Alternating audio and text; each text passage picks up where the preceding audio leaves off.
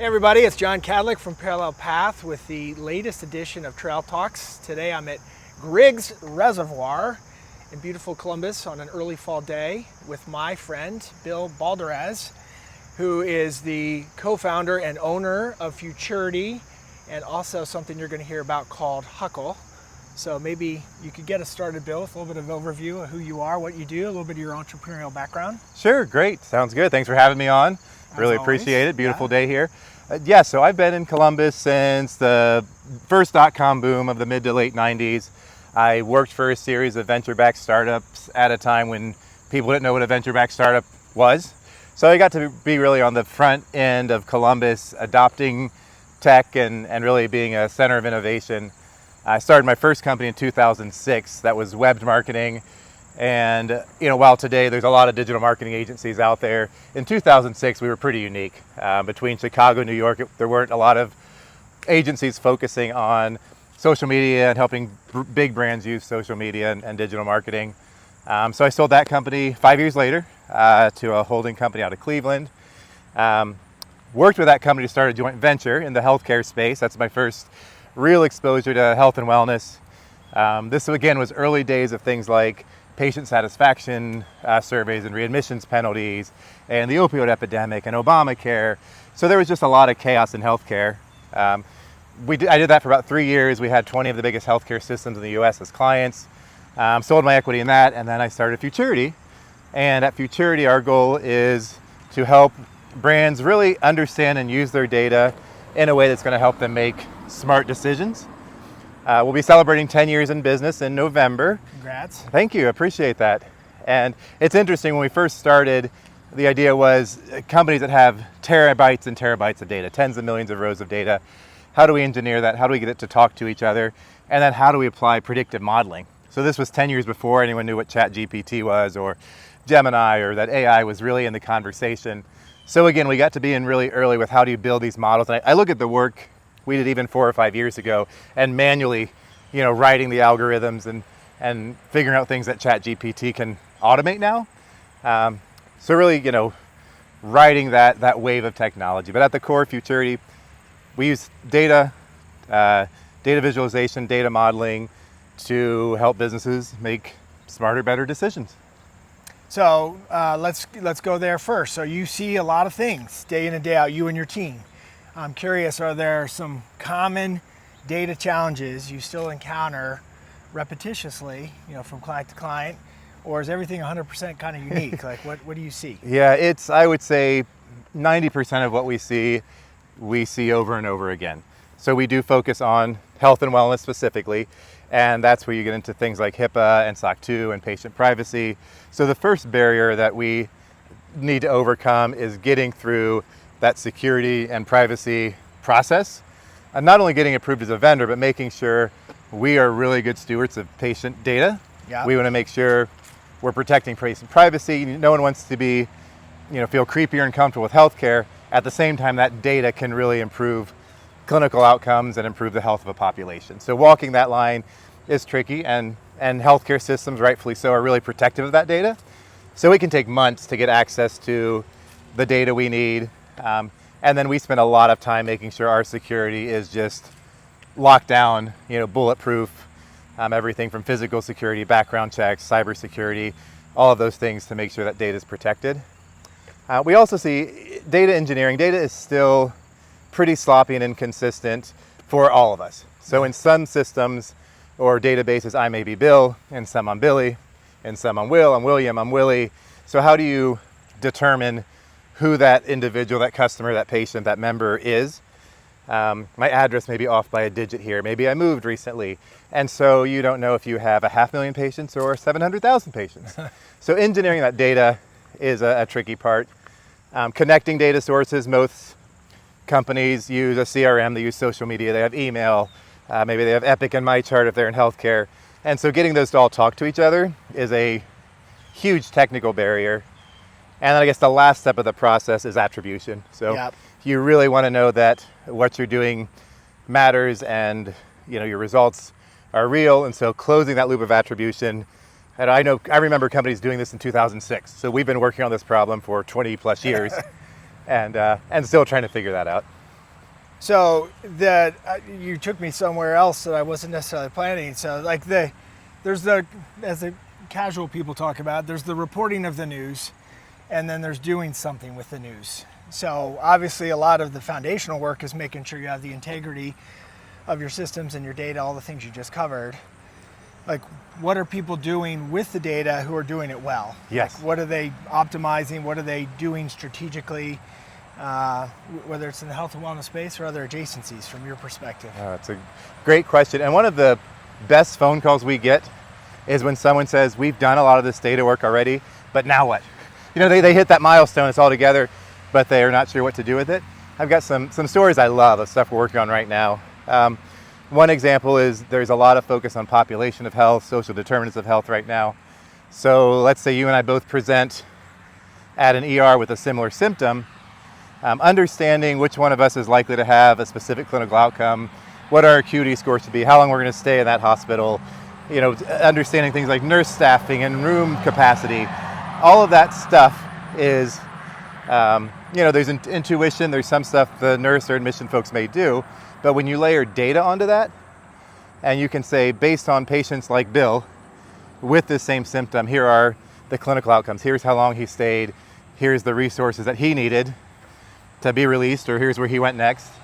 And it's not looking at just my physical conditions, but it could be what's my family situation, what's my occupation, how active am I outside of, you know, physically, mentally, and all that data exists. And when you can layer that in, we're building some really, really useful patient modeling that we think is truly changing healthcare. It's changing the way the admissions process works. We're looking at how you engage with patients better, how you get patients to stick to medical adherence better, physical therapy plans better. All those things can be formed and shaped when you have really customized data. Think of how Amazon knows what you're going to buy before you know you're going to buy it. Or tonight Netflix knows what you're going to watch even if you right now don't know. Spotify knows what band you're going to like even if you've never heard of them. There's no reason in healthcare we can't have that same result to say, this is what's going to help John's knee get better. This is what's going to help Bill take better care of his shoulders. This is what's going to help someone else be more aware and prevent diabetes or reduce their sugar intake. That data and technology exists. We're busy applying it in the consumer space. Now it's time to bring it to health and wellness. So stay there for a minute. So besides like any technical limitations or challenges that might be present, why else are healthcare organizations not adopting a more active data mindset? Is it just built-in behaviors? Are you dealing with legacy, conditions and people? Or what's the holdback? Sure, yeah, I think there's three big buckets. There's the regulatory pressure. So HIPAA, even though SOC 2 is more finance, that still comes into play. But essentially, we rightfully so are really protective of our patients' data. We should be. The second is cultural. We're okay maybe buying a new pair of shoes based on data, but understanding that I'm getting this ad about knee pain or about heart health starts to feel a little uncomfortable. So it's really making sure we're taking an ethical, high road approach with really good intentions and making sure folks understand that. And then the third is the technical limitations. You mentioned legacy, and that legacy applies to technology too. So old, outdated systems, it's hard to get data into, it's hard to get data out of. So you've really got these kind of triple threat of different challenges. At the same time, we see really, really progressive healthcare systems and organizations who have embraced this. We see startups being built around this. We see platforms being built around this. So I think health and wellness is the next great wave in using data. So talk about using data a little bit further. So I know you have HUCKLE as part of your business, very unique piece of software and technology you guys have built. Maybe just take a minute to explain what it is and then how people can take their data and amplify it, my words, to make it even more useful and beneficial. Yeah, great question. So most hospitals, CMO, marketing folks, their number one goal they wake up is we need to know who our patients are. And healthcare systems by definition serve everyone from very wealthy people to very poor people, very young people to very old people. Your populations tend to be very diverse. And if I care about swim safety, it's the beginning of summer, and I want to send a note to my members because I want to make sure young kids are safe around the pool, I can send that to all 500,000 of my patients, and most of them won't care because it doesn't apply to them. And maybe the ones that should care won't because they get so many emails from you, they don't open them anymore. With HUCKLE, you can feed in all of your patients, all your 500,000 patients. HUCKLE has data on 260 million Americans. It's everything from basic age, gender, income to hobbies, interests, home values, all these things about you, and it appends that. So there would be a row that said John Kadlic, and it would be 200 things about you. Everything from, said family, age, those sorts of things, to what hobbies and interests, what things you care about. Now imagine I can take that list of 500,000 patients and I can say, show me just parents with young kids who have a pool in the home. And now I filter that down to the 2,000 people in my list that are parents of young kids that own a pool, and I send them the pool safety email. My engagement goes up, my intensity with my patients goes up, and maybe I've helped someone have prevent having a really terrible accident. We use it in the consumer space already to understand what do my buyers do, append who's a veteran, who's recently married, who recently had a child. But all that messaging impacts our health and wellness. So if I know someone is very active and they just started pickleball and they're a little older and they haven't exercised a lot lately, I'm probably going to be able to talk to them about orthopedic health. That might not be relevant to someone, who's young and active and a college athlete and is doing all the things to prevent those injuries.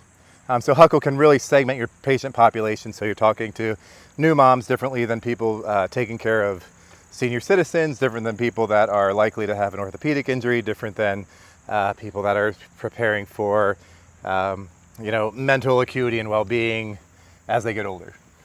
So, I think most marketers see value in personalization. Sounds like you give them the ability to super duper amp that up.